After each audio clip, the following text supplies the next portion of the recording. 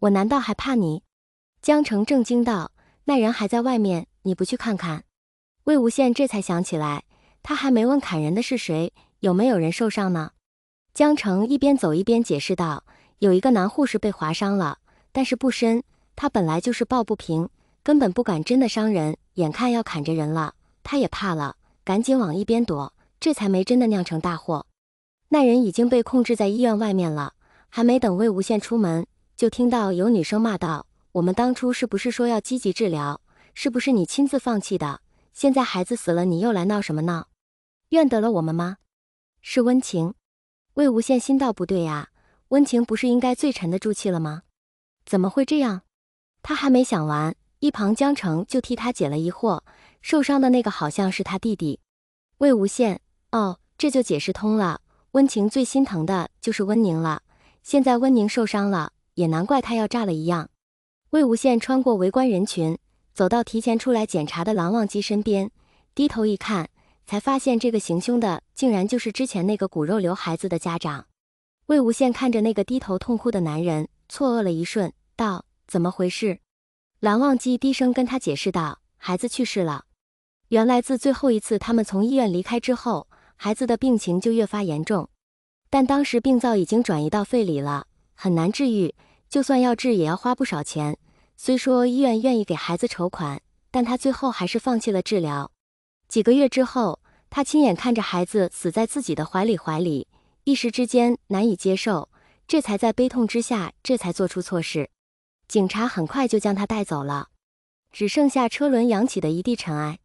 温宁包扎完了，出来见自己姐姐还站在原地追着骂人，便上来劝慰，结果连带着自己也被劈头盖脸骂了一顿。你是个傻子吗？他要砍我让他砍，跟你有什么关系？你个废物冲上来找死吗？姐，人们没兴趣看姐弟吵架，很快就散了。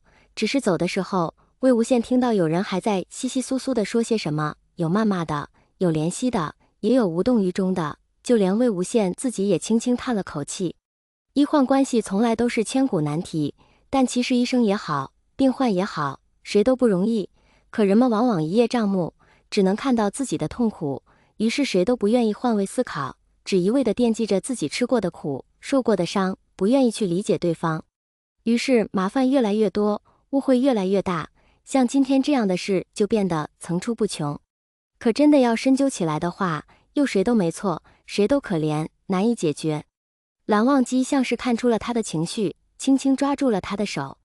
魏无羡一怔，但很快就回过神来。他手指微动，挠了挠蓝忘机的手心，在对方下意识将他抓得更紧的时候，又笑着偏头去看他。刚在一起的小情侣总是这样，希望能多看对方一眼，再多看一眼，恨不得能将对方融到自己的骨血里面。他毫不掩饰地与蓝忘机对视，眼里爱意盛浓。蓝忘机也同样深情地回看他，只不过那张玉白的脸上有一些他看不懂的复杂神色，有庆幸，有轻松，有爱意，甚至也有如释重负。危险过后，谁都会感慨，于是魏无羡没有在意。他看着那双温柔的眼眸，想起了对方方才对自己的表白，还有那个冰凉的环状物，他觉得很幸福，心里被这种两个人心有灵犀的快意甜的秘密实施，于是下意识垂眸去看自己的左手。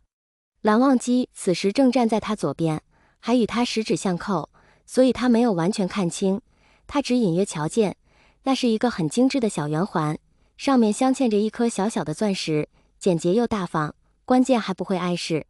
魏无羡笑着，将两人相牵的手举起来，对他道：什么时候准备的？蓝忘机将他的手放到唇边吻了吻，柔声道：很早。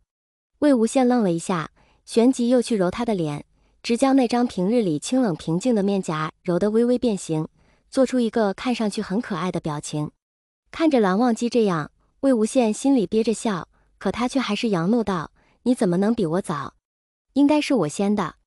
蓝忘机意味深长地看他一眼，道：他眼里漾起些许的笑意，像是阳光下潋滟的弧纹，好看得紧。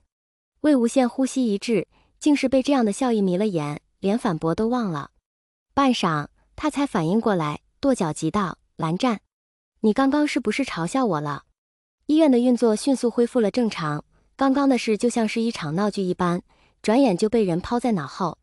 但生命被威胁的恐怖哪有这么容易就忘记？只是他们都知道自己的责任是什么，此刻该做什么。工作很忙，他们没空多想。小情侣还没来得及多说一会儿悄悄话，就被安排着忙里忙外。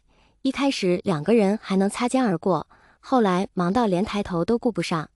等终于能够歇一会儿的时候，魏无羡已经看不到蓝忘机的身影了。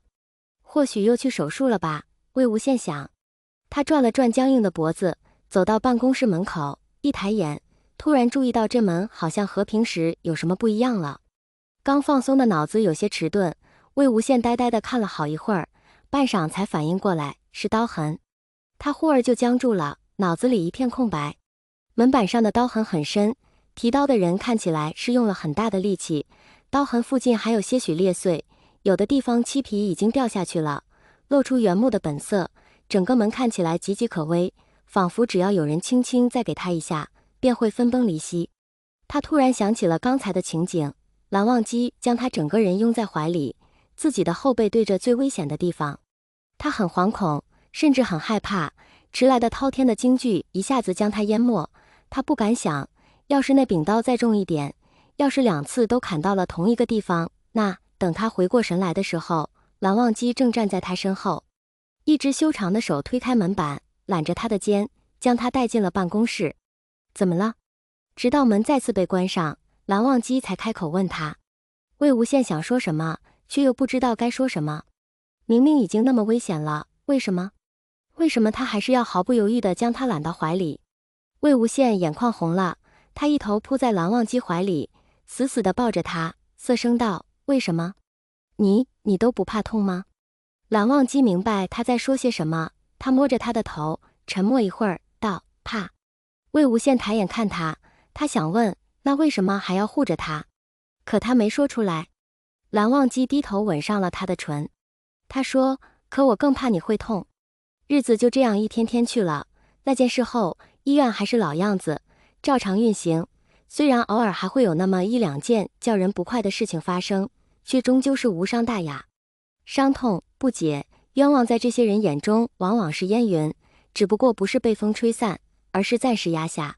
工作太忙，很多时候他们根本来不及追究，可一旦休息下来，神经放松，那些回忆便会顺着每一丝空隙滋生，在皮肉上，在骨缝里，最后化成浓浓大雾，将人沉底吞没。